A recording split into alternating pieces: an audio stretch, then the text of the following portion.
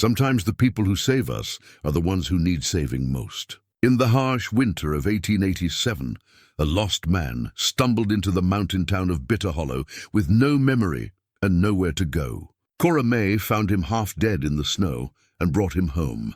She lived alone, waiting 3 years for a husband who never returned from the high country. The stranger she called Elias seemed grateful for her kindness, but strange things started happening. A rifle buried under the barn, a child's boot by the frozen creek, and Cora knew things about his scars that only a wife should know. Elias wasn't sure if he'd found safety or walked into something dangerous. Cora wanted to believe she'd found family again. What happens when two broken people find each other, but the past won't stay buried? Before we jump back in, tell us where you're tuning in from. And if this story touches you, make sure you're subscribed, because tomorrow I've saved something extra special for you. The wind howled through the pine trees like the voices of ghosts, carrying snow thick enough to blind a man at 10 paces. Cora Mae Malone pulled her woolen shawl tighter as she made her way to the woodshed behind her cabin, her boots crunching through the fresh powder that had fallen overnight. 3 feet of snow already blanketed the high country around Bitter Hollow, and February had barely begun. She'd lived in these Colorado mountains long enough to read winter's moods like scripture. This storm carried the weight of something fierce, the kind that could trap a soul for weeks or bury them permanent if they weren't prepared. The thought made her glance toward the empty ridge where her husband Thomas used to check his trap lines. 3 winters now since he'd walked up that slope and never come back down.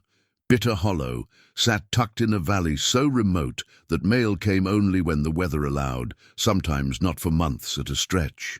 43 souls called it home, most of them weathered folks who'd found their way here running from something, debt, heartbreak, or the kind of trouble that followed a man like his own shadow. They'd built their lives around the silver mine that had played out years ago, but stayed because the mountains had a way of holding on to people who needed holding. Cora's cabin perched on the eastern edge of town, close enough to see the smoke from her neighbors' chimneys, but far enough away that their whispers couldn't quite reach her ears. She'd chosen the spot deliberately when she and Thomas first arrived in '82. They'd wanted privacy for the life they planned to build together, children running through the meadow come spring, maybe a few head of cattle, and Thomas's dream of expanding the little barn he'd started with his own hands. The barn stood now like an unfinished prayer, its framework solid, but the upper loft still waiting for the boards Thomas had cut and stacked before he disappeared. Cora kept telling herself she'd hire someone come spring to finish what he'd started, but something held her back. Maybe it was hope that he'd return to complete it himself. Or maybe it was fear that finishing it would mean accepting he never would. She gathered an armload of split pine and oak, enough to keep the fire burning through the night. The wood crackled with cold, and she breathed in the sharp scent of resin and winter air. As she turned back toward the cabin, something caught her eye, a dark shape near the creek that ran along her property line. At first, she thought it might be a fallen branch, or maybe an animal that had stumbled and died in the cold.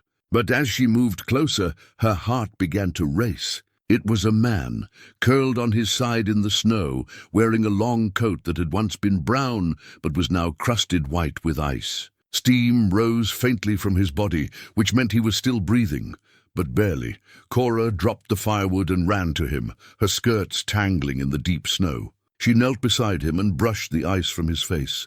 A stranger's face, weathered and lean, with several days' growth of dark beard. His lips had gone blue, and his breathing came in shallow puffs that barely disturbed the crystals forming on his moustache. "Mister," she called, shaking his shoulder gently. "Mister, can you hear me?" His eyes fluttered open for just a moment, revealing gray irises the color of storm clouds. They focused on her face with an expression she couldn't quite read. Surprise, maybe, or recognition. But then they rolled back and he went limp again. Cora looked around frantically. Her nearest neighbor was Doc Henley, whose place sat a quarter-mile down the valley, but she'd never managed to get this man that far through the snow. She'd have to bring him inside and pray he survived long enough for help to arrive. She grabbed him under the arms and began dragging him toward the cabin. He was heavier than his lean frame suggested, and dead weight besides, but Cora had spent 3 years doing a man's work around her place. She'd developed strength in her shoulders and back that surprised folks who still thought of her as the soft city girl who'd arrived with Thomas 5 years ago. Getting him up the cabin steps proved the hardest part. She had to stop twice to catch her breath, her lungs burning in the thin mountain air. But finally, she managed to haul him inside and position him on the braided rug in front of the fireplace. In the lamplight, she could see him more clearly. His coat was well made, but had seen hard use, torn in places and mended with careful stitches. His boots were quality leather, though worn thin at the heels. But it was his hands that caught her attention as she worked to remove his frozen gloves. They bore the calluses of a man who knew hard work, but also scars that spoke of violence. A puckered mark across his knuckles, another along his wrist. She found it then, clutched in his right fist so tightly she had to pry his fingers open. A wooden cross, hand-carved from what looked like pine, small enough to fit in a man's palm. Simple initials were burned into the wood. EM, and below them, in smaller letters, "Forgive me." Cora stared at the cross, turning it over in her hands. Something about it tugged at her memory, though she couldn't place what. She set it on the mantel and turned her attention to saving the man's life. She stripped off his wet clothes, trying not to look too closely at the collection of scars that mapped his torso, bullet wounds, knife marks, and others she couldn't identify. She wrapped him in her heaviest quilt and built up the fire until the cabin filled with blessed warmth. It was then she noticed the snow had stopped falling and the wind had died to a whisper.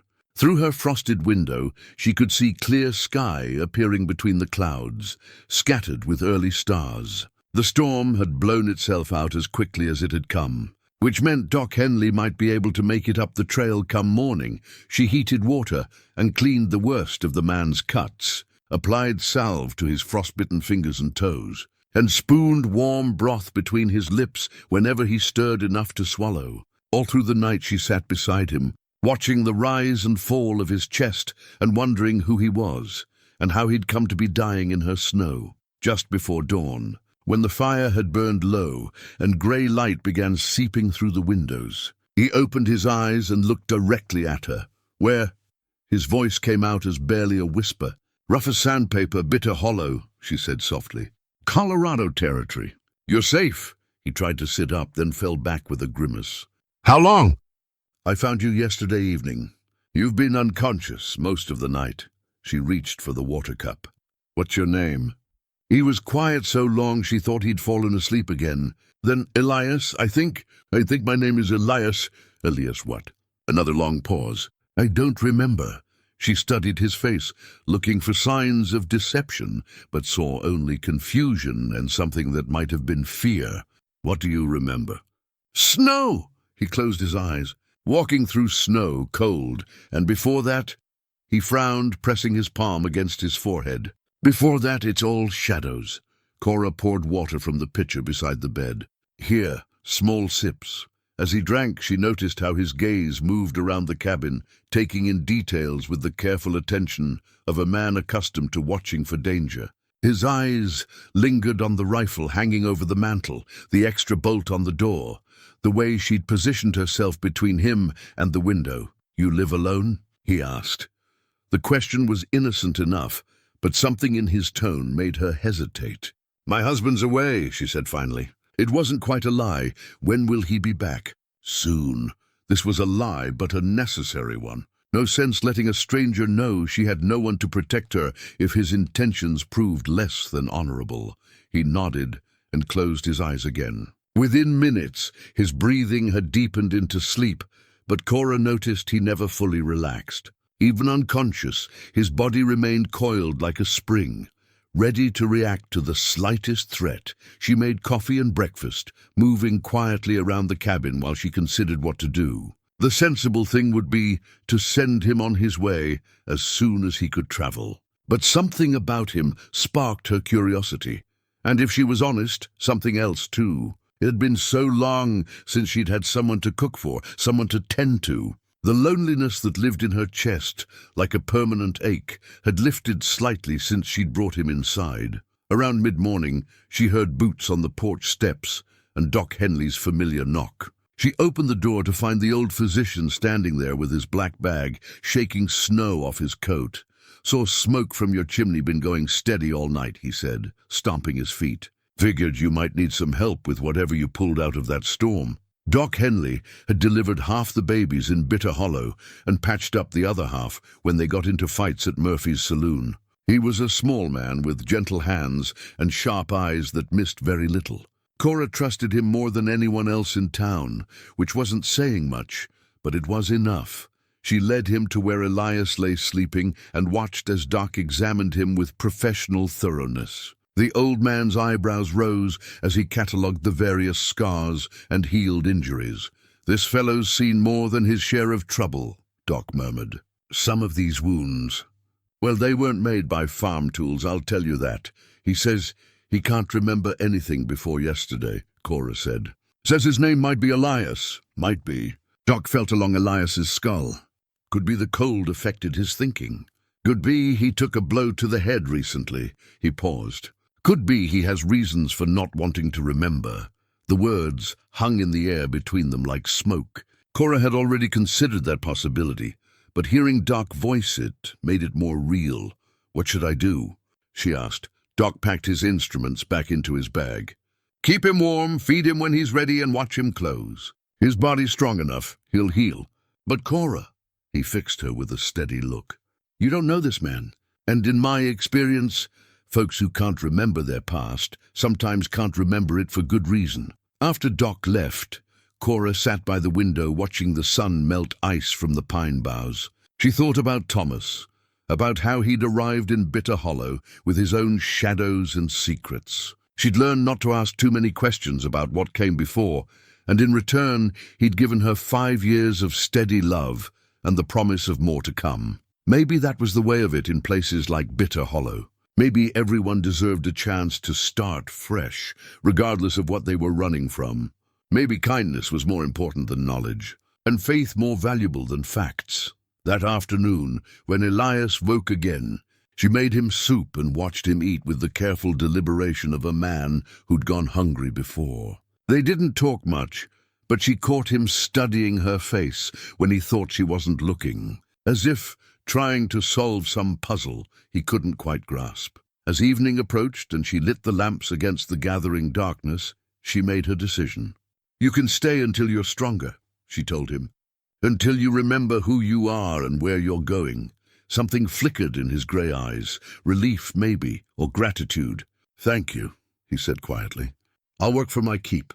I won't be a burden. We'll see about that come morning," she replied. But there was no harshness in it.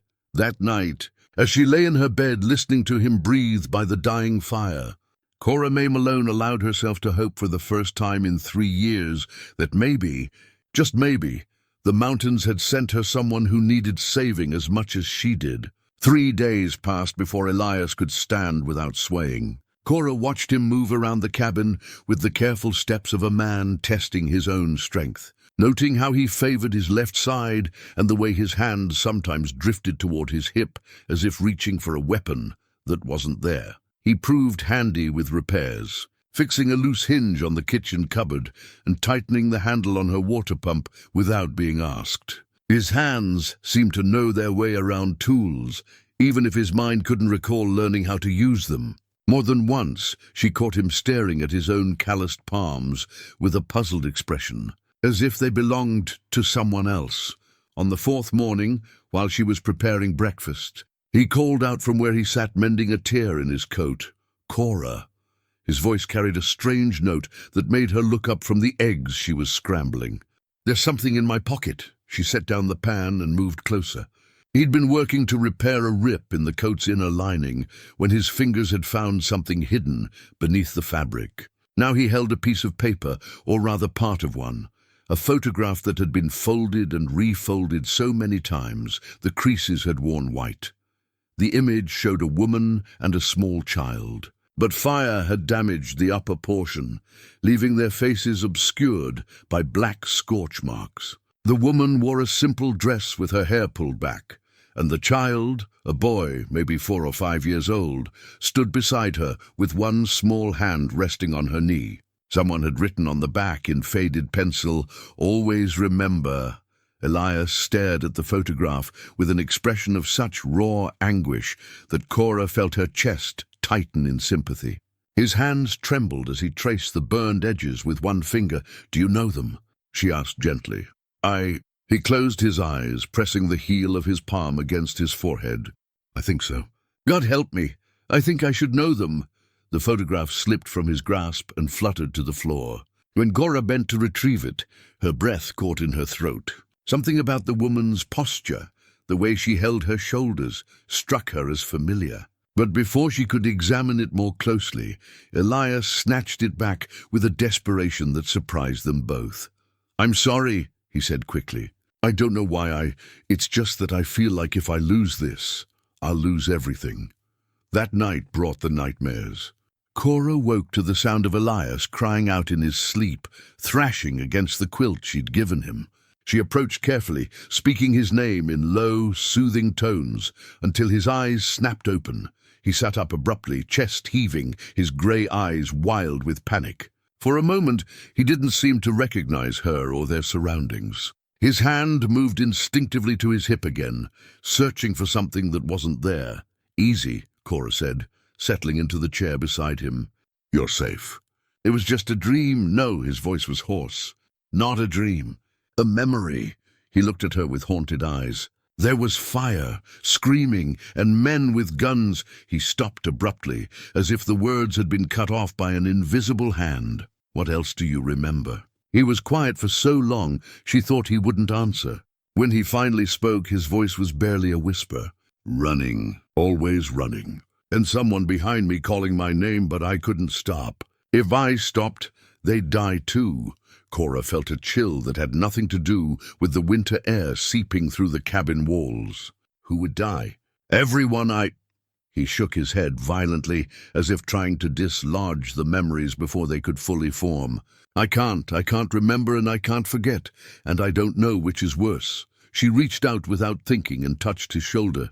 The contact seemed to anchor him, and gradually his breathing slowed to normal. But she could feel the tension in his muscles, coiled tight as a watch spring. "Maybe you're not supposed to remember," she said finally. "Maybe forgetting is your mind's way of protecting you from something too painful to carry. Or maybe I'm protecting other people from something too dangerous to remember." The words hung between them, heavy with implication. Cora found herself studying his face in the firelight, noting again the scars that marked his hands and arms. The way he moved, like a man accustomed to violence.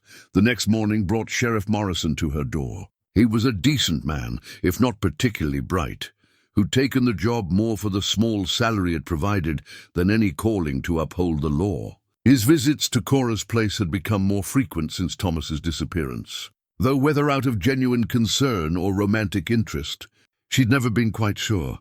"Morning, Cora Mae," he said, removing his hat as he stepped inside. His gaze immediately fixed on Elias, who was sitting at the kitchen table, nursing a cup of coffee. "Heard you took in a stranger." "Found him half frozen by the creek," Cora replied, conscious of how Elias had gone completely still. "I couldn't just leave him to die." Morrison nodded, but his hand rested casually on the butt of his revolver. "What's your name, son?" "Elias," came the quiet reply. "Elias what?" "I don't know." The sheriff's eyebrows rose. "Don't know your own last name." "Don't know much of anything before 3 days ago." Morrison studied him with the patient attention of a man trying to decide if he was being lied to. "That's mighty convenient. We've had some trouble lately with drifters passing through. Cattle missing from the Henderson place, money stolen from the mercantile in Silver Creek." "I haven't stolen anything," Elias said. "Course not. But you understand I got to ask where you came from, where you were headed." "I wish I could tell you." The tension in the room was thick enough to cut with a knife. Cora found herself stepping slightly in front of Elias, a gesture that didn't go unnoticed by either man. "He's been helping me with repairs around the place," she said. Hasn't given me any trouble. Morrison nodded slowly. I'm sure he hasn't. But Cora Mae, you got to understand my position here. Stranger shows up with no memory, no identification, no explanation for how he ended up in our valley. He shrugged. Makes a man wonder. Wonder about what? About whether he's running from something. Or someone. After Morrison left, the cabin felt smaller somehow. Elias sat in silence, turning the damaged photograph over and over in his hands. Finally, he looked up at Cora. He's right, you know. You don't know anything about me. I could be dangerous. Are you? The question seemed to surprise him. I don't know. I hope not. But these dreams, these memories, they're full of violence, death, people getting hurt because of choices I made. Cora sat down across from him. Everyone's got things they regret. Choices they wish they could unmake. That doesn't make you dangerous, doesn't it? He held up his scarred hands. Look at these. Look at what they've done, even if I can't remember doing it. I see hands that fixed my cupboard and mended my pump, she said firmly. I see hands that are gentle when they tend the fire or help with chores. Whatever they did before doesn't matter as much as what they're doing now. Something in his expression softened. Why are you being so kind to me? You don't owe me anything. The question touched something deep in her chest, a loneliness so profound she'd almost forgotten it was there. Maybe because I know what it's like to be lost, to have the people you love disappear and not know if you'll ever see them again. Your husband. Thomas. She said his name carefully, the way she might handle a piece of delicate glass. He went up to check the trap lines 3 winters ago and never came back. Search parties looked for weeks, but the snow was deep that year. Never found so much as a footprint. I'm sorry. The not knowing is the worst part, she continued. If he was dead, I could grieve and move on. If he was alive, I could hope. But this is like living in between worlds. Elias nodded slowly. Maybe that's where we both are. In between what was and what comes next. That afternoon, while Cora was hanging laundry to dry by the fire, Elias wandered out to explore the barn. She watched through the window as he examined the unfinished structure, running his hands along the support beams and studying the way.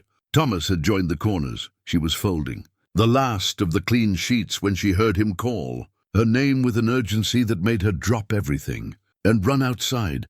He was standing in the barn doorway, holding something in his hand. As she got closer, she could see it was a piece of wood, a board with something carved into its surface. I found this, he said, his voice strange.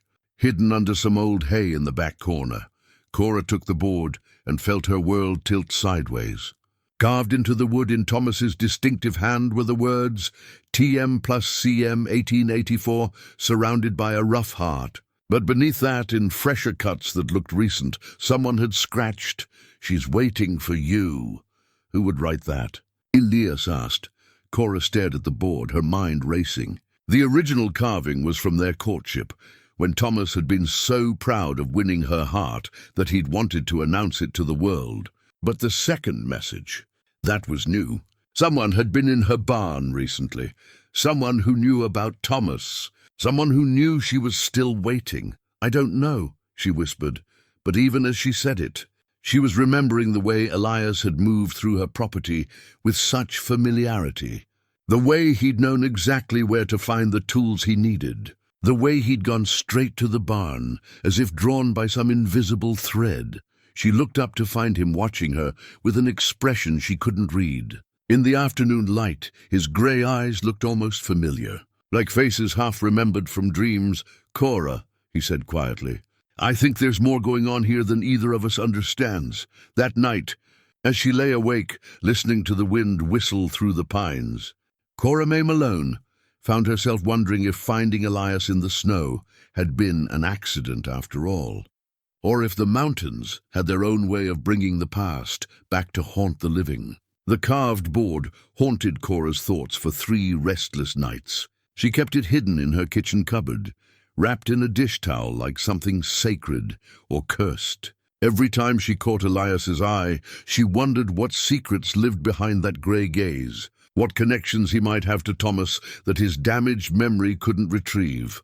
On the 4th morning, she found him in the barn again, this time examining the support beams with the focused attention of a man who understood construction. He'd stripped off his shirt despite the cold, and she could see more clearly the map of scars that covered his back and shoulders, some old and silvered with age. Others more recent. The craftsmanship is excellent, he said without turning around. Whoever built this knew what he was doing. Thomas was good with his hands. Cora stepped closer, studying the way Elias ran his fingers along the wood joints. He learned carpentry from his father back in Missouri. Missouri? Something flickered in Elias's expression. Did he ever mention Kansas? Or maybe Colorado Springs? The specific questions caught her off guard. Why would you ask that? He was quiet for a moment, still focused on the beam. I don't know, just when you said Missouri, something stirred, like an echo of a conversation I can't quite remember. Cora watched him work his way around the barn's frame, noting how his movements had grown more confident each day. The hesitant invalid she'd pulled from the snow was transforming into someone else, someone whose body remembered skills his mind had forgotten. Elias, she said carefully. These initials carved in the beam, TM, do they mean anything to you? His hand stilled on the wood. TM, he repeated slowly. Thomas Malone? How did you know his last name? The question hung in the air between them like smoke from a green fire. Elias turned to face her, and she saw confusion and something that might have been fear warring in his features.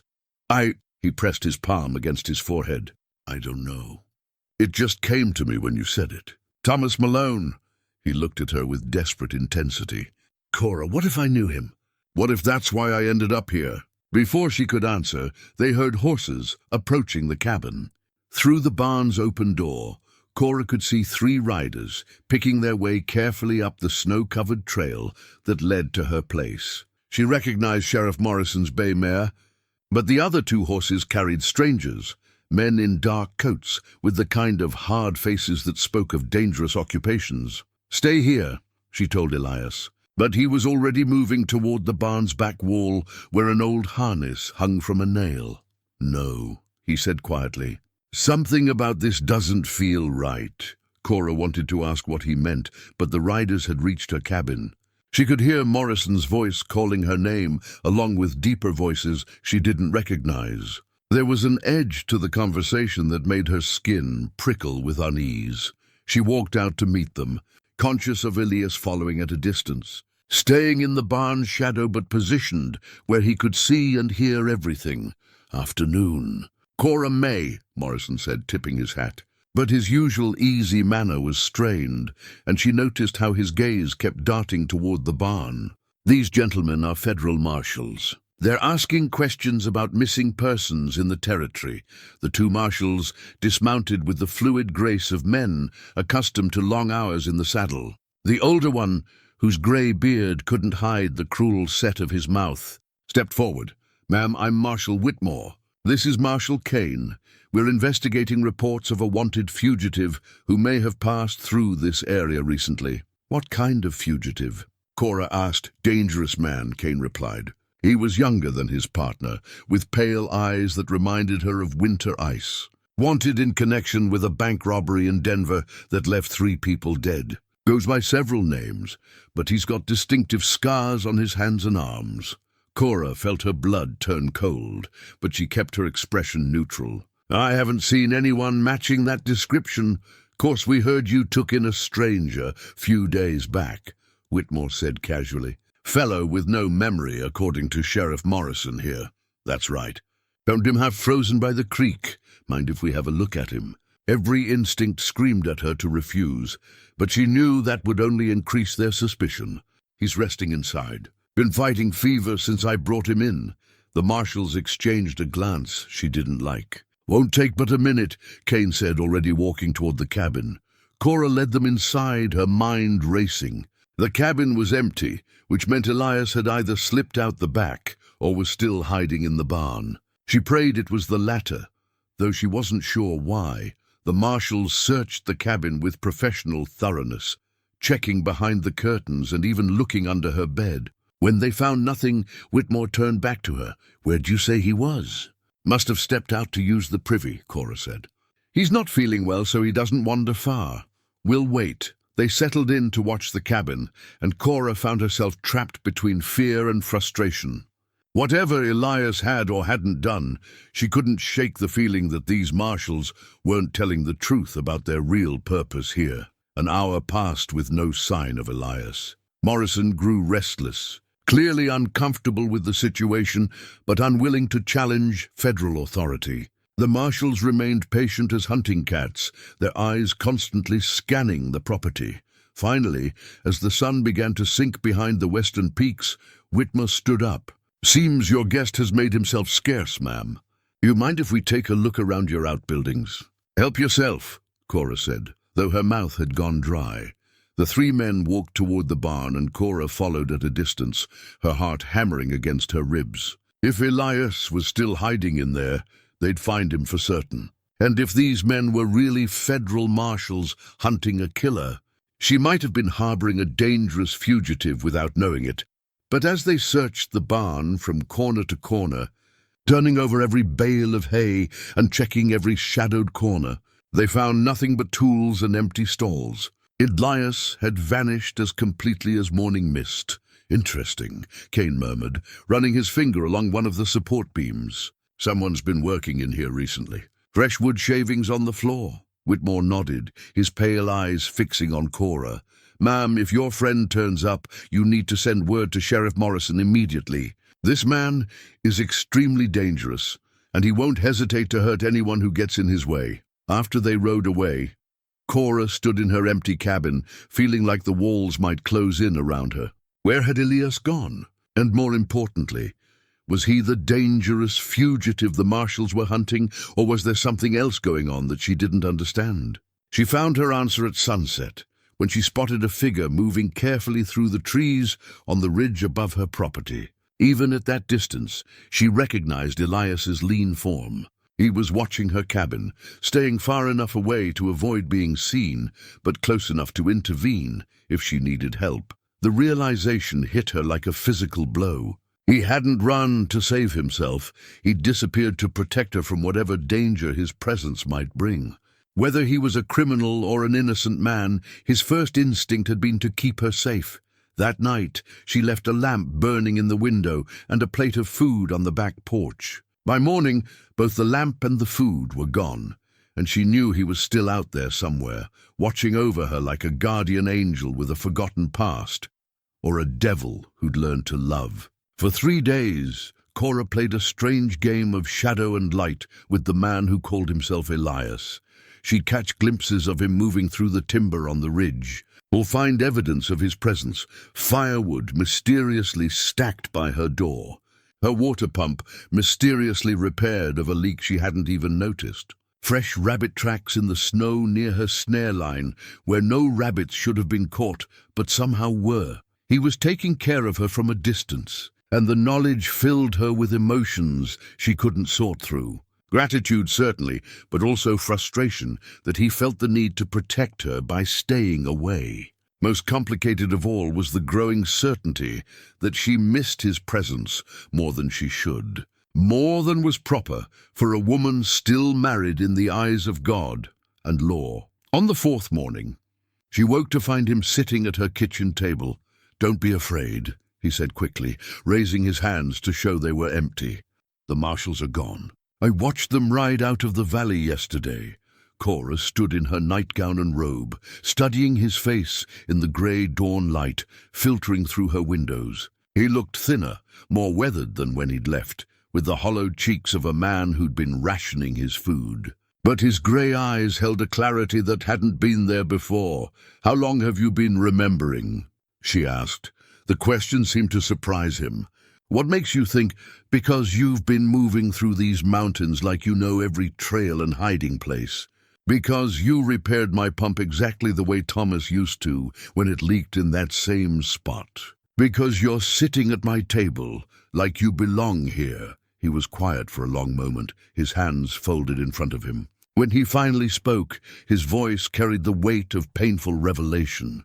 "Pieces," he said, "like looking at the world through broken glass. Some parts are clear, others still dark."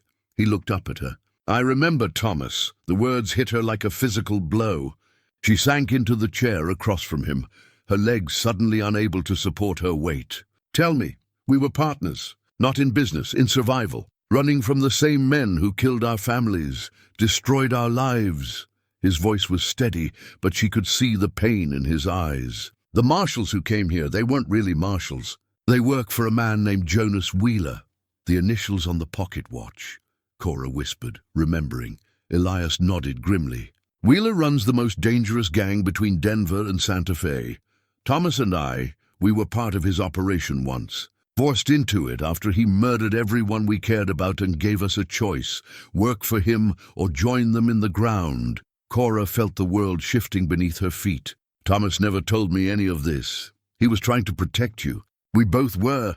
Elias leaned forward, his voice urgent. 3 years ago, we found a way out. Stole enough money to disappear, planned to split up and start new lives. But Wheeler's men found us before we could get clear of Colorado. What happened? The question hung in the air like smoke from a dying fire. Elias closed his eyes, and she could see him forcing himself to remember things he'd spent 3 years trying to forget. There was a cabin up in the high country where we planned to divide the money and go our separate ways. But they were waiting for us. His hands clenched into fists on the table. Thomas saved my life, told me to run while he held them off. Last thing I saw was him fighting 3 men with rifles while I escaped like a coward through the back window. Tears had begun streaming down Cora's cheeks, though she hadn't realized she was crying. "You think he's dead?" I thought he was. For 3 years I've carried that guilt, thinking I left my best friend to die so I could save my own worthless hide. Elias reached into his coat and pulled out a piece of paper. Old, greased, and stained with what looked like dried blood. "Found this hidden in the barn loft yesterday." Cora took the paper with trembling hands. It was a letter in Thomas's distinctive handwriting, though the words were hurried, desperate. "My dearest Cora, if you're reading this, then the dangerous men I've been running from have found me. I pray to God they haven't found you too. I came to Bitter Hollow to hide, but I stayed because I found something worth more than safety. I found love. I found you. There are things about my past I never told you, things I'm not proud of. I was part of something dark and violent, and though I tried to leave it behind, it followed me here. The man who leads them is named Jonas Wheeler, and he won't stop until he has what he thinks I stole from him. I've hidden what he wants where only someone who truly knows this place could find it. If something happens to me, if I don't come back from the high country, look for the man who helped me escape. His name is Elias Morgan, and if he's alive, he'll come looking for answers. Trust him, Cora. He's the only family I have left besides you. I'm sorry for the danger I brought to your door. I'm sorry for the lies I had to tell. But I'm not sorry for loving you, and I'm not sorry for the life we built together, however brief it was. All my love, Thomas P.S. The money is buried beneath the place where we carved our initials. If you need it, it's yours. If Wheeler's men come, use it to get far away from here. The letter fluttered from Cora's nerveless fingers. She stared at Elias through her tears, seeing him clearly for the first time. Not a dangerous stranger or a convenient savior, but the closest thing to family that Thomas had in this world. "Elias Morgan," she whispered. "That's my name. My real name." He picked up the letter and folded it carefully.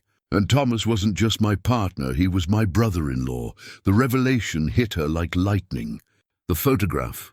The burned photograph in your coat. My sister Sarah and her son. My nephew." His voice broke. "Wheeler killed them when we refused to rob a bank for him. Burned down their house with them inside to teach us a lesson about defying him." Cora understood now why the woman in the photograph had seemed familiar. She'd seen that same posture, that same gentle way of holding herself. In Thomas during quiet moments when he thought no one was watching. "You came here looking for Thomas. I came here to die," Elias said simply. "Spent 3 years drinking myself to death and picking fights I couldn't win, trying to join my sister and Thomas in whatever comes after this life. But something kept pulling me north toward the mountains, like a voice calling me home." Thomas's voice. Maybe, or maybe just guilt finally driving me to face what I should have faced years ago. He looked at her with desperate hope. Cora, I know this is a lot to ask, but I need to know what really happened up there. I need to find out if Thomas is really gone, or if there's a chance he's alive. The words came out with such certainty that they surprised them both. But as soon as she spoke them, Cora knew they were true. The mysterious repairs around her property, the fresh carving in the barn, the feeling she sometimes had of being watched over and protected, it all made sense now. How can you be sure? Because someone's been taking care of me. Someone who knows this place the way Thomas knew it, who fixes things the way he used to fix them. She stood up, energy flowing through her like electricity. He's hiding up in the high country, waiting for it to be safe to come home. And now I know why he never could. He was waiting for you. Elias stared at her as if she'd performed a miracle. You really think? I don't think. I know. Cora moved to the window, looking up at the snow-covered peaks where her husband had been hiding for 3 years. Thomas Malone is alive, and it's time we brought him home. For the first time since she'd found Elias in the snow, she felt the future opening before her like sunrise after the longest night of winter. The silver pocket watch lay between them on the kitchen table, like a bridge between past and present. Cora had retrieved it from Thomas's hiding place beneath the barn, a small wooden box buried exactly where he and Thomas had carved their initials years before. Along with the watch, they'd found the money Thomas had written about, more than enough to start a new life anywhere they chose. But it was the watch that commanded their attention now. Elias turned it over in his scarred hands, reading the inscription aloud. To Thomas, time changes everything. J.W. Jonas Wheeler, Cora said, the name leaving a bitter taste in her mouth. Wheeler gave this to Thomas after we completed our first job for him. Said it was a token of appreciation, but we knew better. It was a brand marking Thomas as his property. Elias's jaw tightened. Thomas should have thrown it away, but he kept it as a reminder of what we were trying to escape from. Why would he hide it here with the money? Insurance, maybe. Proof of what Wheeler made us do, in case we ever needed leverage. Elias set the watch down carefully. Or maybe he just couldn't bear to destroy the last piece of the life we lived before Wheeler destroyed everything else. Cora studied his face, noting how speaking Thomas's name seemed to cause him physical pain. Tell me about her, she said gently. Your sister. The request caught him off guard. For a moment his carefully controlled expression cracked, revealing the raw grief underneath.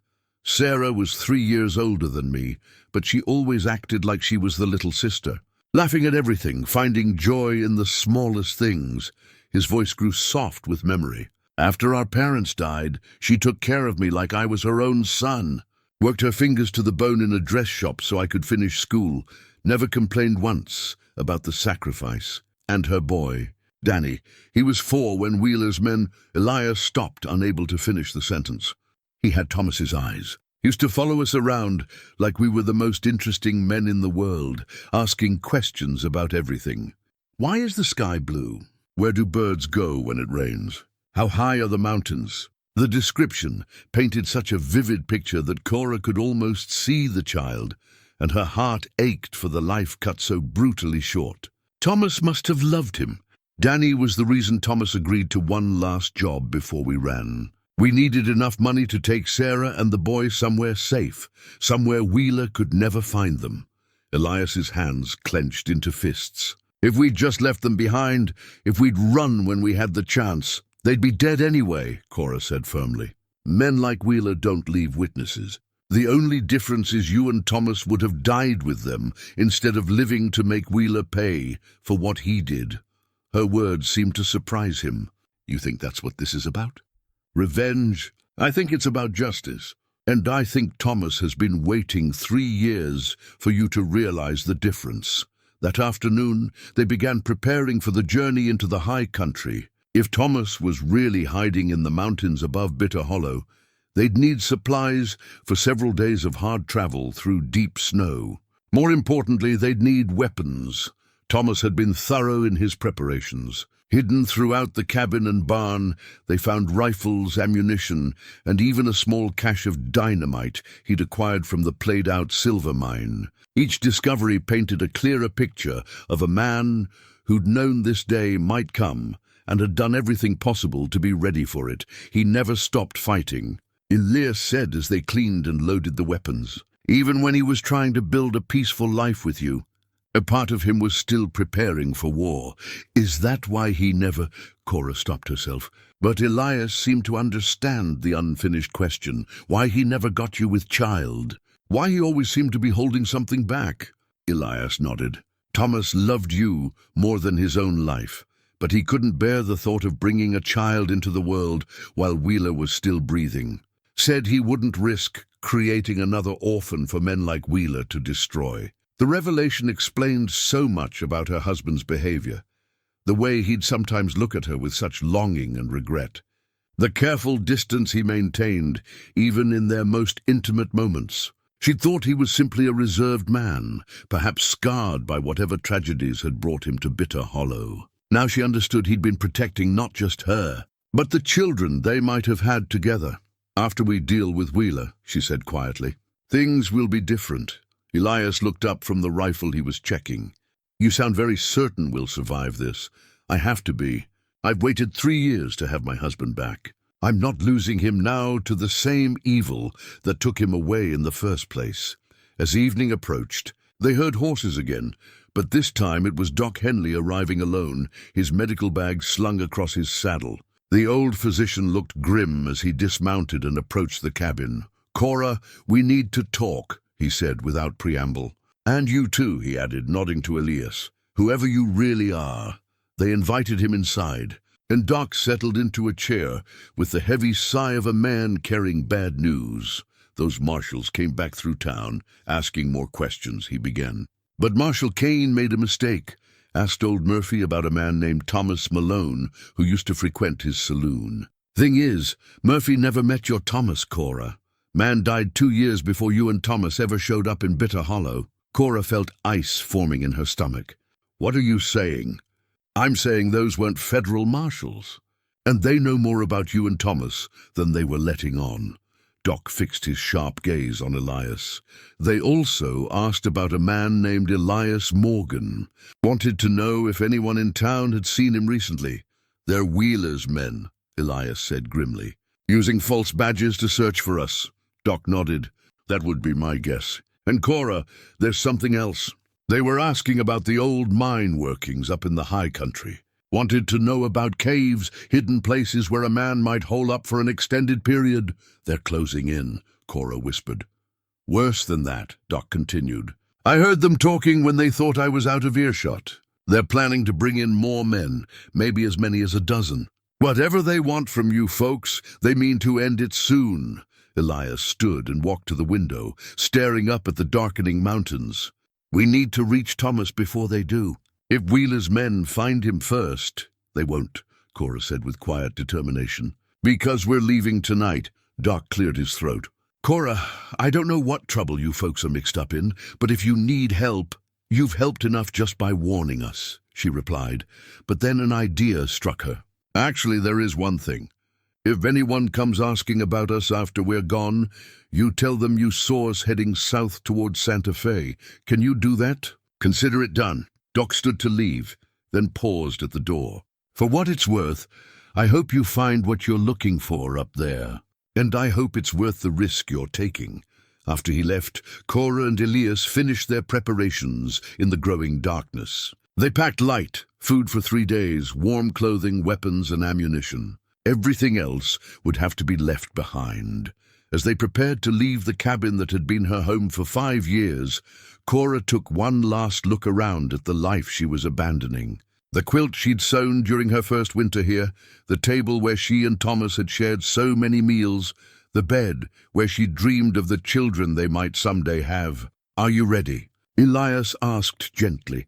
She picked up Thomas's hidden letter and tucked it inside her coat close to her heart. Then she took the silver pocket watch, Wheeler's mark of ownership, and dropped it into the fire. The metal grew red-hot, then white, as if the flames were burning away years of servitude and fear. "Now I'm ready," she said, and together they stepped out into the snow-covered night, leaving the past behind and walking toward an uncertain but determined future. The blood-stained map they discovered sewn into the lining of Thomas's old coat told the story of a man who'd spent 3 years planning for this moment. Every escape route through the mountain passes was marked in his careful hand, along with coded warnings about which trails were watched and which offered safe passage. He's been tracking Wheeler's movements all this time, Elias said as they studied the map by lamplight in the abandoned hunter's cabin where they'd taken shelter for the night. "Look at these marks, dates and numbers. He's been cataloguing their patrols, their habits, their weaknesses." Cora traced one of the routes with her finger, a winding path that led through Devil's Canyon toward the high peaks. "This one's marked with a star. What do you think that means?" "Best guess?" "It's the route he's been using to watch over you. Close enough to keep an eye on your place, far enough away to stay hidden." Elias refolded the map carefully. "Thomas always was the planner between us. I was more the type to shoot first and figure out the consequences later. Is that how you ended up working for Wheeler in the first place?" The question hung in the air like smoke from their small fire. Elias stared into the flames, and she could see him wrestling with memories that still caused him pain. "We were young and angry and stupid," he said finally. "Lost our parents in a flash flood that wiped out half of Lawrence, Kansas. Sarah was working herself to death trying to support all of us, and I was too proud to let her sacrifice any more for my sake. So you turned to crime. We turned to survival, started small, robbing travelers on lonely roads, taking from folks who had more than they needed. Told ourselves we were modern-day Robin Hoods, helping the poor by redistributing wealth from the rich." His laugh held no humor. "Wheeler found us after we hit one of his supply wagons by accident. Instead of killing us outright, he made us an offer we couldn't refuse. Join him or die. Join him or watch Sarah and Danny die slowly while we were forced to watch. He was very specific about that part." Elias's hands clenched into fists. "So we joined up, told ourselves it was temporary, that we'd find a way out once we'd saved enough money to disappear." Cora moved closer to him on the rough wooden bench they shared. "But Wheeler never intended to let you go. Men like Wheeler don't release their property willingly.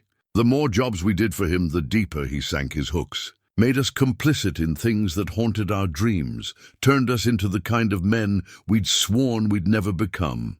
"What changed? What made you finally decide to run?" Elias was quiet for so long she thought he wouldn't answer. When he finally spoke, his voice was barely above a whisper. "Wheeler ordered us to rob a bank in Colorado Springs. Said it would be easy money, just threaten the teller and walk away rich. But when we got there, we realized it was a setup. The bank was full of families, men with their wives and children, people who'd come to town for market day. Wheeler knew. Of course he knew. It was a test to see how far he could push us. When we refused to threaten innocent families, when we tried to walk away from the job," Elias's voice broke. "That's when he sent his men to Lawrence. That's when he murdered Sarah and Danny to teach us a lesson about defying him."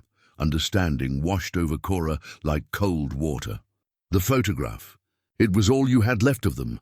I grabbed it from the ashes of their house. Couldn't save them, but I couldn't let them disappear completely either." He pulled the damaged photograph from his coat and stared at it in the firelight. "Thomas and I swore that night that we'd make Wheeler pay, no matter how long it took or what it cost us. But you never got the chance.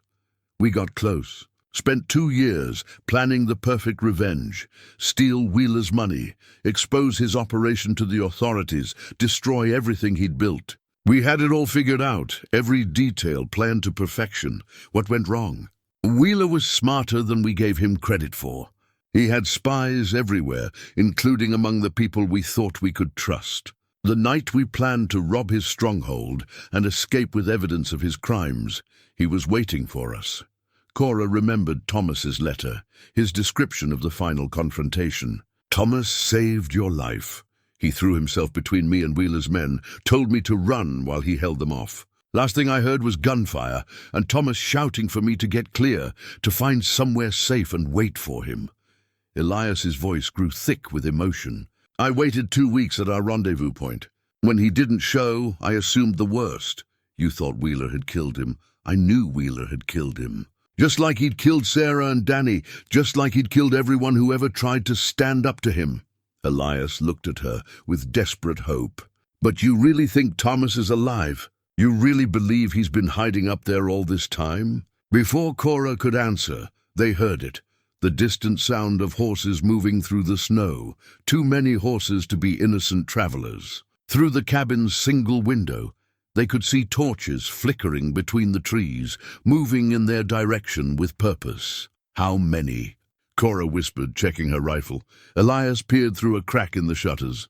6, maybe 8. "They're spreading out, trying to surround the cabin. Wheeler's men?" "Has to be. They must have tracked us from your place." Elias moved to the back window. "There's a creek bed about 50 yards behind the cabin. If we can reach it, we can use it for cover and work our way up the canyon. What about our supplies? Leave them. We travel light, or we don't travel at all." They gathered only the essentials: weapons, ammunition, the blood-stained map, and the small amount of food they could carry in their coat pockets. Everything else would have to be abandoned. As they prepared to make their escape, Cora caught sight of something that made her blood run cold. One of the riders had moved close enough to the window that she could see his face in the torchlight. Pale eyes, cruel mouth, the kind of expression that belonged on a man who enjoyed causing pain. "Kane," Elias breathed, recognizing the fake marshal who'd searched her cabin. "Wheeler's top lieutenant. If he's here personally, it means Wheeler's getting desperate." "Or confident," Cora replied grimly. They slipped out the back door into the freezing night air, moving as quietly as shadows through the deep snow. Behind them, they could hear Wheeler's men closing in on the abandoned cabin, their voices carrying clearly in the thin mountain air. "Search every inch," Kane was saying. "Wheeler wants them alive if possible, but dead will do just fine if they give us trouble." Cora and Elias reached the creek bed just as the cabin door burst open behind them. Shouts erupted as Wheeler's men discovered their prey had escaped, followed by the sound of horses crashing through the underbrush in pursuit. "This way," Elias whispered, leading her up the frozen creek toward the high peaks where Thomas waited, where 3 years of separation and sorrow would finally come to an end. Whether that ending brought redemption or death remained to be seen. Dawn found them exhausted and frozen, huddled behind a wall of granite boulders high in Devil's Canyon. They'd climbed through the night, following game trails and creek beds to avoid Wheeler's pursuing men. But the sound of horses and shouting voices had never been far behind. Now, in the grey morning light, Cora could see the toll their desperate flight had taken on Elias. His face was pale with exhaustion, and she noticed he favored his left side, where an old wound had reopened during their climb. But his grey eyes remained alert, constantly scanning the valley below for signs of pursuit. "How much farther?" she asked, checking Thomas's map against the landmarks around them. "According to this, there should be a cave system about half a mile ahead, up near the tree line. If Thomas is hiding anywhere in these mountains, that's where we'll find him." They gathered their remaining strength and continued climbing, following a narrow ledge that hugged the canyon wall. The path was treacherous, covered with ice and loose rock that threatened to send them tumbling into the abyss below. But it was also their only option. The main trails were certainly being watched by Wheeler's men. It was Cora who spotted the cave entrance first, a dark opening partially concealed by a screen of pine boughs that had been carefully arranged to look natural. Fresh footprints in the snow led to the entrance, then disappeared on the rocky ground beyond. "Someone's been here recently," Elias observed, kneeling to examine the tracks. "And whoever it was knew enough to hide their trail." They approached the cave cautiously, weapons ready, but hoping desperately that they wouldn't need them. At the entrance, Cora called out softly, "Thomas! Thomas, it's me." "It's Cora," silence answered her, deep and complete. But then they heard it, the soft scrape of boot leather against stone, the careful movement of someone trying to remain hidden. "Thomas!" she called again, her voice breaking with emotion. "I know you're in there. I found your letter." I know about Wheeler, about everything you've been trying to protect me from." A figure emerged from the shadows at the back of the cave, moving slowly into the pale light filtering through the entrance. Cora's heart stopped, then began racing as she recognized the familiar shape of her husband's shoulders, the careful way he held his head, the beard that had grown wild and grey during his 3 years in hiding. But it was Thomas's eyes that told the real story, eyes filled with joy and anguish in equal measure, as he saw his wife standing there with the man he'd thought was dead. Cora, his voice was rough from disuse, barely above a whisper. "Dear God, Cora, what are you doing here? It's not safe." She ran to him then, crossing the cave in 3 quick steps and throwing herself into his arms. The impact nearly knocked him down, but he held her tight, burying his face in her hair and breathing in the familiar scent of her skin. "I thought you were dead," she sobbed against his chest. 3 years, Thomas. 3 years I've been waiting and wondering and hoping. "I'm sorry," he whispered, his own voice thick with tears. "God help me, Cora, I'm so sorry. But I couldn't come home while Wheeler was still hunting us. I couldn't risk bringing that evil to your door." Over her shoulder, Thomas met Elias's gaze. The 2 men stared at each other across the cave, and Cora could feel the weight of everything unsaid passing between them. "You made it," Thomas said finally. "When I saw Wheeler's men searching the valley, when I realized they were closing in, I prayed you'd remember our old signals and find your way here. I didn't remember anything until 3 days ago," Elias replied. "Cora found me half dead in the snow, with no memory of who I was or how I got there." Thomas's expression grew troubled. "The head injury. I was afraid of that when I saw you fall during our escape. You were unconscious when I carried you to safety, bleeding from a gash in your skull. The revelation hit them both like lightning." Cora pulled back from Thomas's embrace, staring at him with growing understanding. "You didn't abandon him," she whispered. "You saved him. I got him clear of Wheeler's men and found a safe place to hide him while his wound healed. But then more of Wheeler's gang showed up, and I had to draw them away before they discovered where he was." Thomas looked at Elias with desperate regret. "When I came back for you, you were gone. I searched for weeks, but there was no trace. I was wandering through the mountains with no memory, no idea who I was or what I was running from," Elias said slowly. "For 3 years I thought I'd left you to die while I saved my own cowards hide. And for 3 years I thought Wheeler had found you and finished what they started." Thomas moved closer to his brother-in-law, his hand extended. "Can you forgive me for not being able to protect you better?" Instead of taking the offered hand, Elias pulled Thomas into a fierce embrace. "There's nothing to forgive, brother. Nothing at all." Watching the 2 men reconcile, seeing the burden of guilt lift from both their shoulders, Cora felt as if a great weight had been lifted from her own heart. But their moment of reunion was interrupted by a new sound, the distant echo of voices carrying through the canyon. "They've found our trail," Thomas said grimly, releasing Elias and moving to peer out of the cave entrance. "Kane's persistent, I'll give him that. How many men does Wheeler have in these mountains?"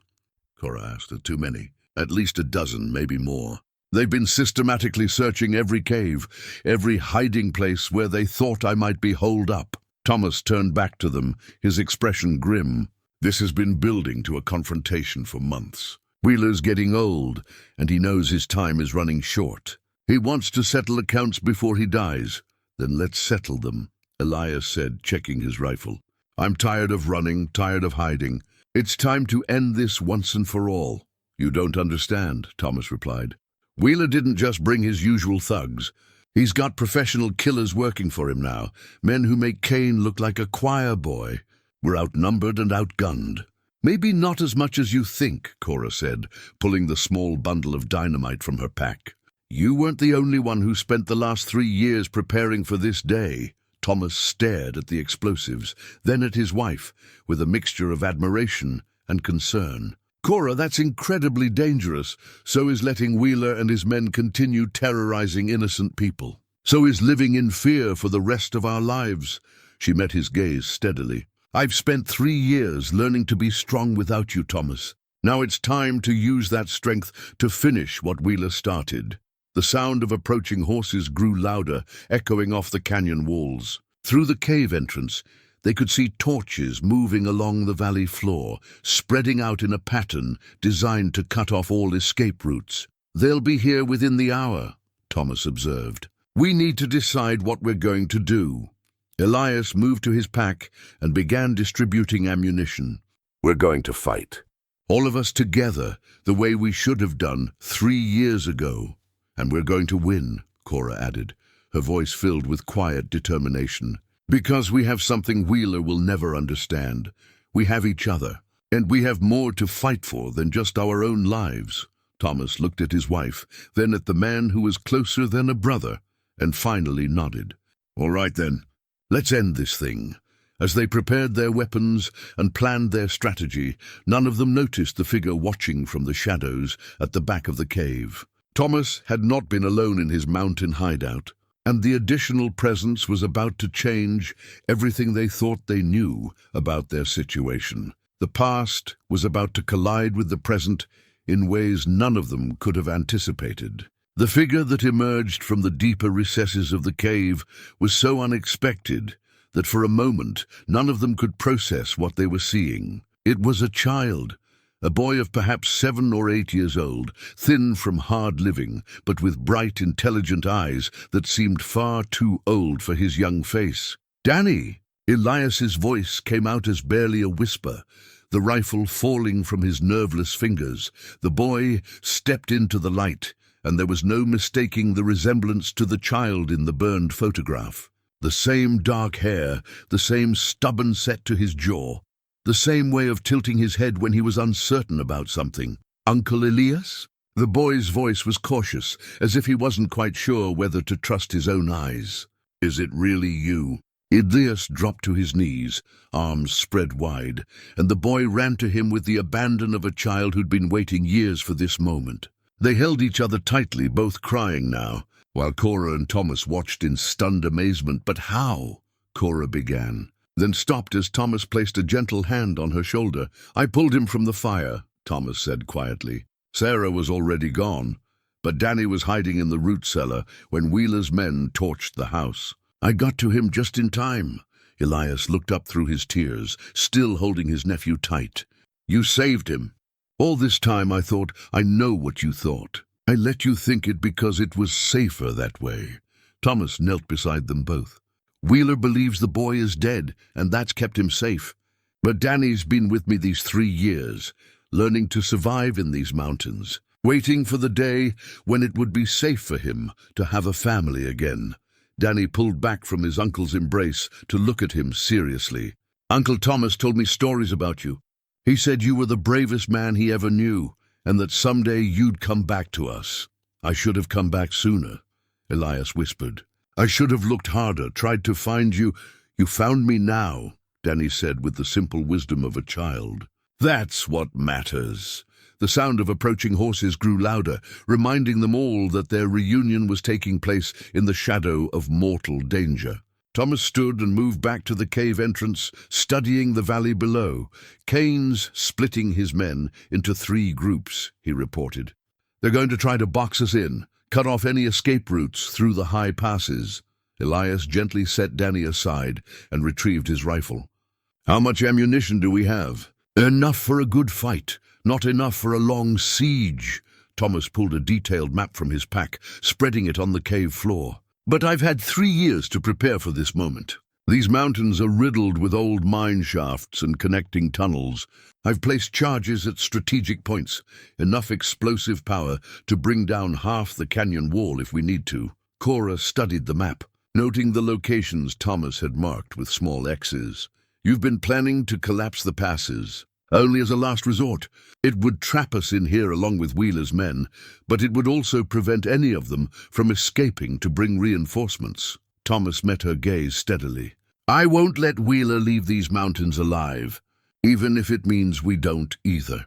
There has to be another way," Elias said, glancing at Danny. "We can't risk the boy's life on a plan that might get us all killed." "Uncle Thomas showed me the secret ways through the caves," Danny piped up. "I know passages that even Wheeler's men couldn't find. I could get away if I had to." "No," Elias's voice was firm. "I just got you back. I'm not losing you again." Thomas folded the map and tucked it back into his pack. "Then we'd better make sure our first plan works, because I'm not running anymore. Wheeler ends here today, in these mountains." They spent the next hour preparing for battle with the methodical care of soldiers who knew their lives depended on every detail. Thomas distributed the remaining dynamite charges, explaining how to set the fuses and where to place them for maximum effect. Elias cleaned and loaded every weapon they had, while Cora prepared bandages and medical supplies for the inevitable casualties. Danny, despite his youth, proved invaluable in their planning. His 3 years in the mountains with Thomas had taught him every trail, every hiding place, every advantage the terrain could provide. He drew detailed sketches of Kane's likely approach routes, marking the best positions for ambush and the quickest escape routes if their defense failed. "Wheeler's men aren't used to fighting in mountains like these," Thomas observed as they reviewed their strategy. "They're used to open country where they can use their superior numbers and firepower. Up here, skill and knowledge of the terrain matter more than raw force." "How many men do you think Kane brought?" Cora asked. "At least 12, maybe 15. More than enough to overrun us if they coordinate their attack properly." Thomas checked his rifle one final time. "But they won't coordinate properly. Kane's arrogant, and his men are used to intimidating farmers and shopkeepers, not fighting people who shoot back." Through the cave entrance, they could see the first of Wheeler's men beginning their ascent toward the cave system. Kane led the advance party, his pale eyes scanning the rocky terrain for signs of their quarry. Behind him came 4 more men, all armed with rifles and wearing the hard expressions of professional killers. "Here they come," Elias whispered, settling into position behind a natural barricade of fallen rocks.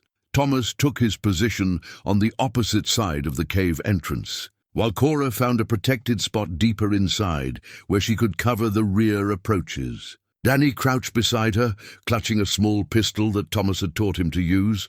"Remember," Thomas called softly, "let them get close before you start shooting. Make every shot count, because we won't get many chances to reload." The waiting was the hardest part. They could hear Kane's men climbing steadily toward them, their boots scraping against the rocky trail, their voices carrying in the thin mountain air. Occasionally, one of them would dislodge a stone that would clatter down the canyon wall, echoing like thunder in the stillness. "Spread out when we reach the cave," they heard Kane order. "Remember, Wheeler wants them alive if possible, but don't take any unnecessary chances. These people are dangerous. How do we know they're even in there?" Another voice asked. "Because there's nowhere else for them to go," Kane replied. "We've got every other exit from this canyon covered. They're trapped, and they know it." Elias and Thomas exchanged a look across the cave entrance. Let Kane think they were trapped. Let him get overconfident and careless. It would make their job easier. The first figure appeared at the cave entrance just as the sun reached its zenith overhead, casting stark shadows across the rocky terrain. Kane moved carefully, rifle ready, his pale eyes probing the darkness beyond the entrance. "Malone!" he called out. "Thomas Malone, I know you're in there." "Wheeler wants to talk." Silence was the only answer. "You're only making this harder on yourself," Kane continued. "And on that woman you're so fond of protecting. Wheeler's got plans for her, plans that might be less unpleasant if you cooperate." The threat against Cora caused Thomas's jaw to tighten, but he remained silent and still. Kane tried a different approach. "What about the boy? You think Wheeler doesn't know about the kid you've been hiding up here?" "Think again, Malone.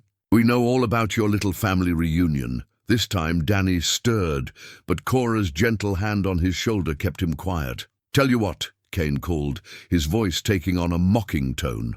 "You come out with your hands up, and maybe Wheeler will let the woman and the boy live. Keep fighting, and I guarantee they'll suffer for every one of my men you kill." That was when Thomas made his decision. He stepped partially into view at the cave entrance, rifle held casually but ready. "Hello, Kane," he said conversationally. "Been a while." Kane's cruel smile widened. "Thomas Malone. Still playing the hero, I see. Still working for a madman who murders children, I see. Wheeler's not mad. He's just thorough. Always finishes what he starts. Kane raised his rifle slightly. Where's your partner? Where's Elias Morgan? Right here, Elias said, stepping into view on the opposite side of the entrance. Kane's eyes flicked between the two men, and for the first time since arriving in the mountains, he looked uncertain. Well, the gang's all here. Wheeler's going to be so pleased. Wheeler's going to be dead before sunset, Thomas said calmly. Kane laughed, but it sounded forced. You're outnumbered 3-1, Malone. Outgunned and trapped in a cave with nowhere to run. What makes you think? His words were cut off by the sharp crack of a rifle as one of his men, climbing the trail below, stumbled into the first of Thomas's carefully concealed traps. The explosive charge detonated with a roar that echoed through the canyon, bringing down a shower of rock and debris. That's what makes us think it, Thomas said, and opened fire. The battle erupted with the sudden violence of a mountain thunderstorm. Thomas's first shot took Kane in the shoulder, spinning him around and sending him stumbling back down the trail. Elias's rifle spoke a heartbeat later, and one of Kane's men pitched forward, his weapon clattering against the rocks. But Wheeler's men were professionals, and they recovered quickly from the initial surprise. Within seconds, they had scattered for cover among the boulders and scrub pines that dotted the canyon wall. Returning fire with disciplined accuracy, bullets whined off the cave walls, sending chips of stone flying through the air. Thomas and Elias pressed themselves against their barricades, waiting for opportunities to return fire between the enemy's volleys. How many? Elias called out during a brief lull in the shooting. At least 6 still moving down there. Thomas replied, ejecting an empty shell and sliding a fresh cartridge into his rifle's chamber. But there'll be more coming up the back trails.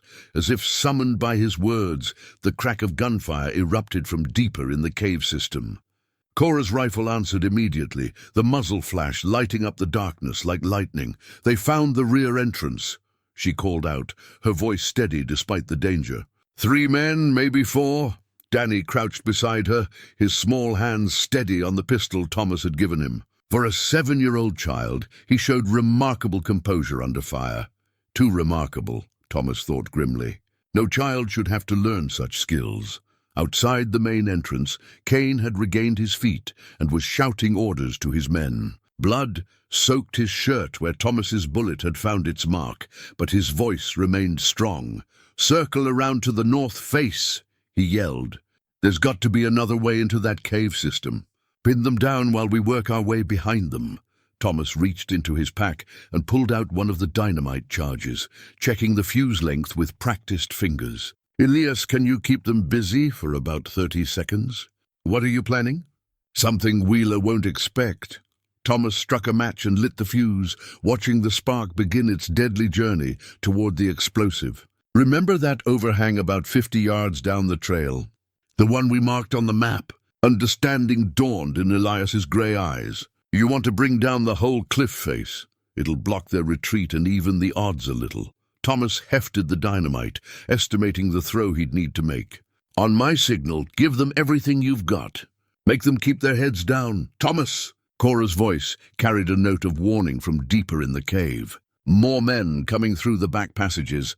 I can hear them moving in the tunnels. How long do we have? Minutes, maybe less, Thomas cursed softly.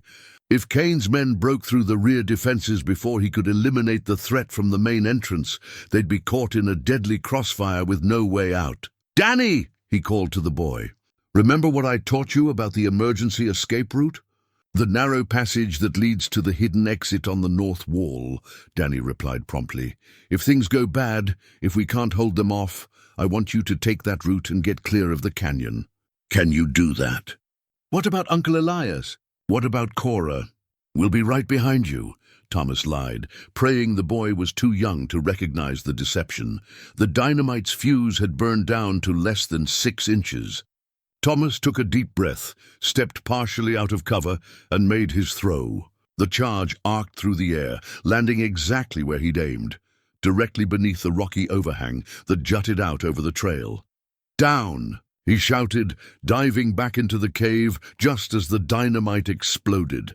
The detonation was deafening in the confined space of the canyon. The overhang collapsed in a roar of falling stone and debris, sealing off the lower portion of the trail and trapping several of Kane's men behind a wall of rubble. But the victory was short-lived. Even as the echoes of the explosion faded, muzzle flashes lit up the rear of the cave as Cora engaged the men who'd found their way through the tunnel system. "I'm running low on ammunition," she called out. Her voice tight with strain, Thomas grabbed his father's rifle, the family heirloom he'd carried since leaving Missouri 5 years ago. The weapon was old but reliable, its worn stock smooth from generations of handling. His father had used it to protect their homestead from raiders during the border wars. His grandfather had carried it through the Mexican conflict. Now it would serve one more generation in defense of family. "Elias, take over here," he ordered, checking the rifle's action. "I'm going to help Cora." "Thomas, wait." But Thomas was already moving, working his way through the narrow passages that connected the cave system's chambers. Behind him, he could hear Elias's rifle speaking steadily, keeping Kane's surviving men pinned down outside the main entrance. The rear chambers were filled with gun smoke and the acrid smell of burned powder. Cora was pressed against a natural pillar of stone, reloading her rifle with swift, efficient movements. 3 bodies lay scattered across the cave floor. Kane's men who'd tried to rush her position and paid the ultimate price. "How many more?" Thomas asked, settling in beside her. 2, maybe 3. "They're being more careful now." Cora's face was streaked with powder burns, but her eyes remained clear and determined. "Thomas, I need to tell you something. Can it wait?" "No." She looked at him with an expression he couldn't quite read. "I'm pregnant." The revelation hit Thomas like a physical blow. He stared at Cora in the flickering light of the muzzle flashes, trying to process what she'd just told him, even as bullets whined through the air around them. "Pregnant," he repeated numbly. "How long?" 2 months, maybe 3. I wasn't sure until recently." Cora ducked as a rifle bullet sparked off the stone pillar inches from her head. "I was going to tell you when this was over, when we were all safe, but you thought I should know, in case we don't make it out of here alive." She nodded, tears mixing with the powder burns on her cheeks. "I wanted you to know that no matter what happens, we created something good together. Something hopeful." Thomas reached out and touched her face gently, his calloused fingers tracing the line of her jaw. For a moment, the gunfire and danger faded away, leaving only the 2 of them and the miracle of new life growing within her. Then reality crashed back as Kane's voice echoed through the cave system. "Closer now than it had any right to be. Malone!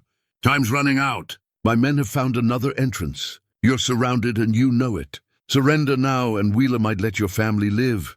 "He's bluffing," Cora whispered. "There's only one other way into this chamber and we've been watching it." But even as she spoke, they heard the scrape of boots on stone from a direction that should have been solid rock. Thomas cursed under his breath as he realized what had happened. Kane's men had found the hidden passage that Danny had mentioned, the one that led to the emergency exit on the north wall. "They're coming through the escape route," he said grimly. "We're trapped."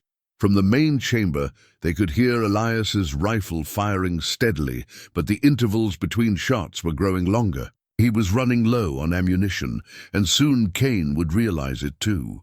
Thomas pulled out his mother's locket, the one that contained photographs of 3 generations of strong mountain women, including his own mother and grandmother. He pressed it into Cora's hands. "For luck," he said quietly. "For strength." "For the baby." Cora closed her fingers around the locket, feeling the warmth of the metal against her palm. "We're going to get through this, Thomas. All of us." "I know we are," he replied, though his voice carried more hope than certainty. The attack came from 3 directions simultaneously. Kane's remaining men burst through the hidden passage just as more gunmen appeared.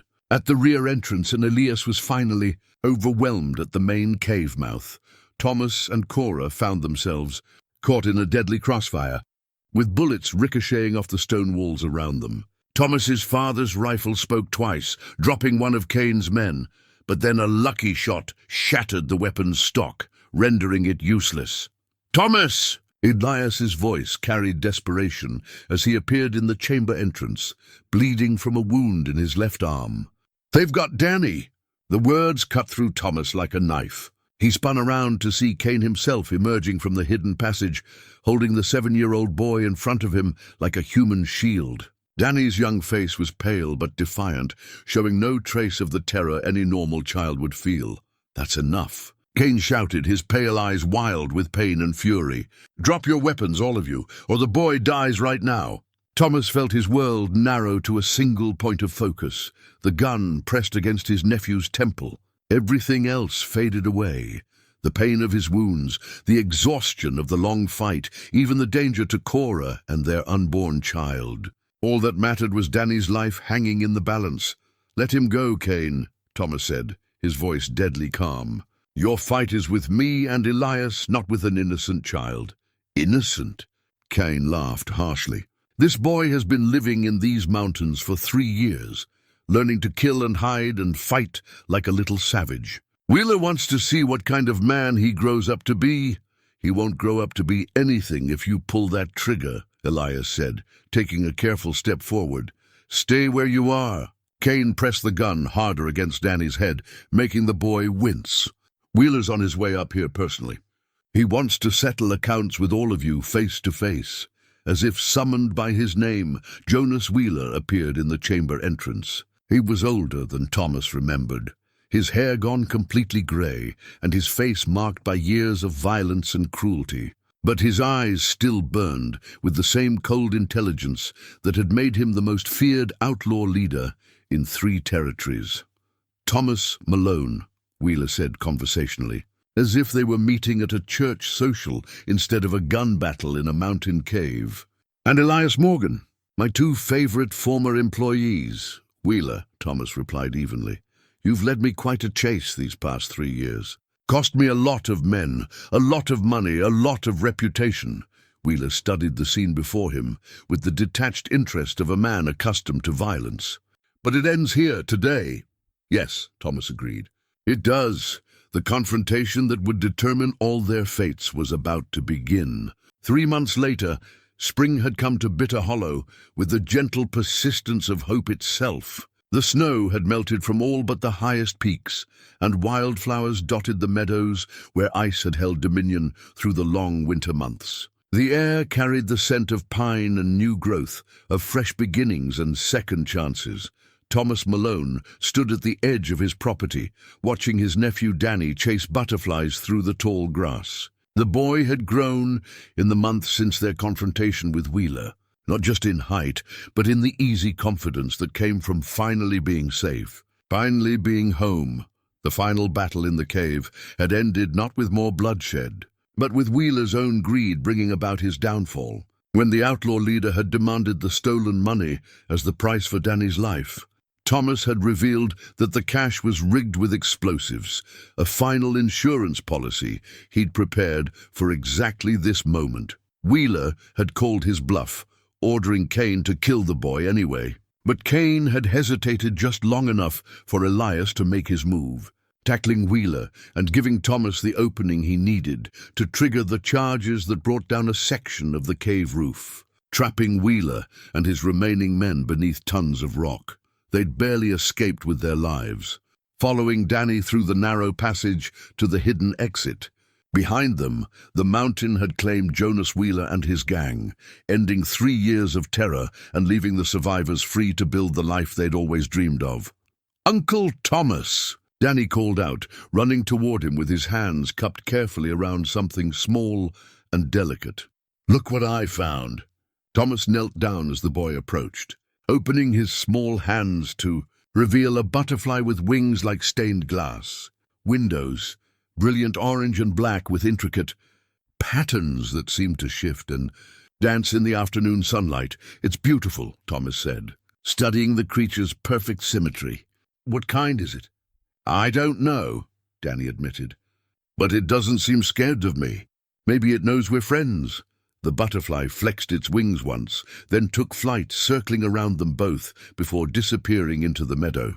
Danny watched it go with the solemn attention he gave to all of nature's small miracles. "Uncle Thomas," he said, his young voice serious. "Are you going to marry Cora soon?" The question made Thomas smile. "What makes you ask that?" "Because she's getting rounder, and Doc Henley says that means the baby's coming soon. And Uncle Elias says babies need both a mama and a papa to take care of them properly.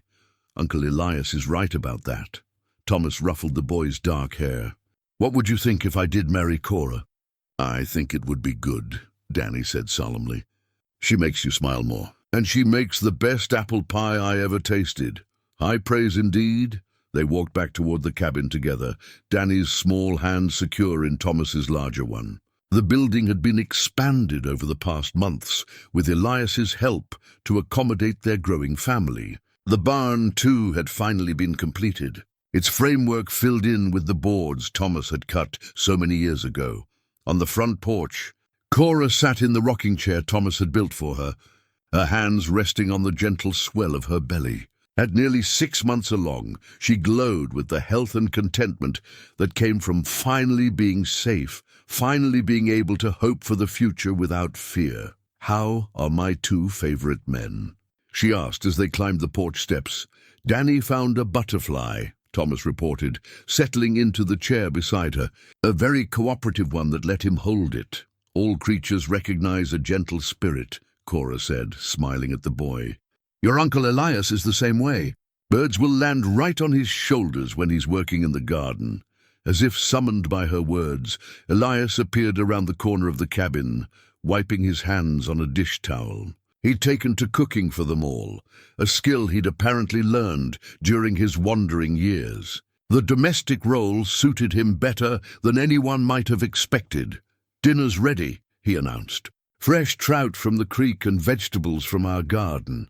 "Our garden," Thomas noted with amusement. "I don't recall you asking permission before you planted those tomatoes."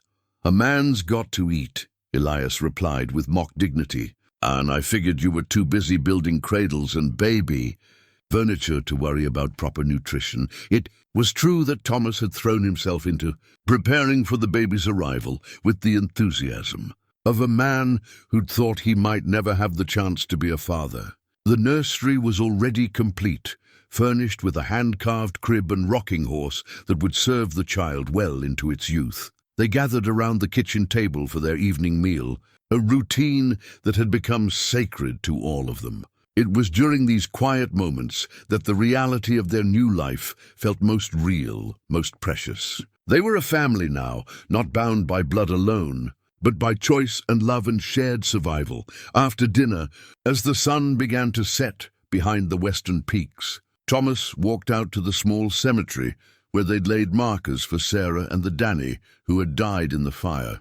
Fresh flowers decorated both graves, wildflowers that the living Danny picked, each week and arranged with the careful attention of a boy who understood the importance of remembering. "I wish they could see us now," Thomas said quietly, placing his hand on Sarah's marker. "I wish they could know that their sacrifice wasn't in vain." "Maybe they do know," Cora said, joining him at the graveside. "Maybe they're watching over all of us, making sure we don't waste this second chance they helped us win." As autumn approached and the time for their child's birth drew near, Thomas Malone finally allowed himself to believe that the past was truly behind them. Jonas Wheeler was dead, his gang scattered to the winds, and the 3 adults who had survived his reign of terror were free to build the life they'd always dreamed of. On a crisp October morning, as the leaves turned gold and crimson on the mountainsides, Thomas and Cora were married in a simple ceremony attended by the whole population of Bitter Hollow. Doc Henley performed the service, Elias served as best man, and Danny scattered flower petals with the solemn dignity of a child who understood he was witnessing something important. That night, as they lay in their marriage bed, listening to the wind whisper through the pines, Cora felt the baby move strongly within her, a reminder of the future they were building together. "One day at a time, one choice at a time. What are you thinking about?" Thomas asked, his hand resting on her rounded belly. "I'm thinking about how sometimes the people who save us are the ones who need saving most," she replied, echoing the words that had begun their story. And how grateful I am that you stumbled into my life when you did." Thomas smiled, remembering the lost man he'd been and the found man he'd become. Outside, the mountains stood guard over their valley, eternal and protective, keeping watch over the family that had chosen love over fear, hope over despair, and each other over everything else the world had to offer. In the distance, a wolf howled, not in loneliness, but in recognition of territory claimed and defended. It was the sound of home.